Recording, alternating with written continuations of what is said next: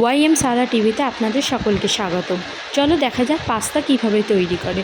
প্রথমে আমি পাস্তা নিয়ে নিয়েছি, তারপর এখানে কাটা বিন কড়াই, রসুন কুচি, লঙ্কা কুচি, টমেটো কুচি, পেঁয়াজ কুচি, ডিম আর সয়া সস, আর এখানে নিয়েছি টমেটো সস। আমি প্রথমে যতটা পরিমাণ জল নিয়েছি তাতে স্বাদ মতো লবণ, প্রয়োজন মতো সাদা তেল নিয়ে এটা আমি গ্যাসে বসিয়ে দেবো, দিয়ে এটা গরম হতে দেবো আর তাতে পাস্তাটা দিয়ে দেবো। দিয়ে একটু ভালো করে নেড়ে নেব যাতে তেলটা গায়ে গায়ে মেখে যায়, যাতে একে একটার উপরে জড়িয়ে না যেন যায়। এইভাবে নেড়ে এটাকে সিদ্ধ করে নেব। আমি আরেকটা প্যানেতে আমি অল্প পরিমাণ তেল নিয়েছি। তেল নিয়ে আমি সেখানে দুটো ডিম দিয়ে দিচ্ছি।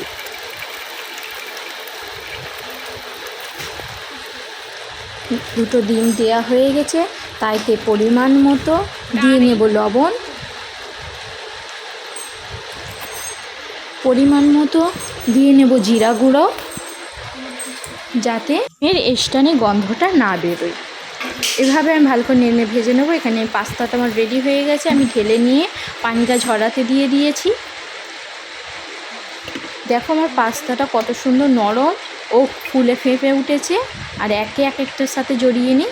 এবারে আমি ডিমের পাত্রতে আরেকটু জল নিয়ে নেব, নিয়ে সব ইনগ্রিডিয়েন্টগুলো একে একে ঢেলে নেব। কিন্তু প্রথমে আমি রসুন কুচিটা নিয়ে নিলাম, নিয়ে ওটা একটু ভাজা করে নেব যাতে ওর গন্ধটা না বেরোয়। ভাজা করে নেওয়ার পরে এবারে নিয়ে নেব কাঁচা লঙ্কা কুচি, তারপর নিয়ে নেব বিন কড়াই, তারপরে টমেটো। এবারে আমি এটাকে ভালো করে নেড়ে ভাজা করে নেব। তারপরে আমি পেঁয়াজ কুচিটাও দিয়ে দিলাম, দিয়ে ভালো করে পেঁয়াজটাকে একটু নরম মতো করে ভাজিয়ে নেবে। স্বাদ মতো নুন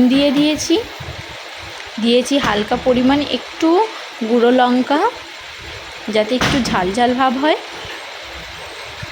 তারপরে দিয়ে নিলাম সয়া সস নিয়ে নিলাম।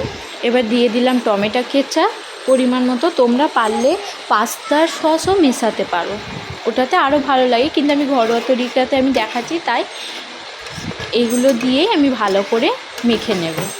এবার নেড়ে কিছুক্ষণ ধরে ভাজা করে নেব। করে নিয়ে এখানে আমি দিয়ে দেবো একটু ম্যাগির মশলা, কারণ এর খুশবুটা দারুণ আসে। এইভাবে ভালো করে নেড়ে নিয়ে আমার রেডি হয়ে গেছে কুর্তা। তাতে আমি দিয়ে দিলাম পাস্তাটা দিয়ে আমি ভালো করে মেখে নেব।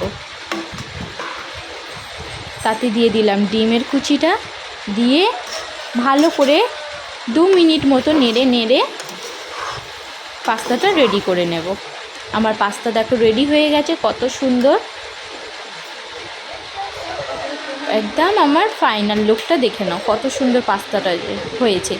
ভালো লাগলে ওয়াইএম সারা টিভিতে ইউটিউব চ্যানেলে সাবস্ক্রাইব করে দেবেন। ফেসবুক থেকে ওয়াইএম সারা টিভি থেকে দেখে থাকলে ফলো, লাইক, শেয়ার অবশ্যই করে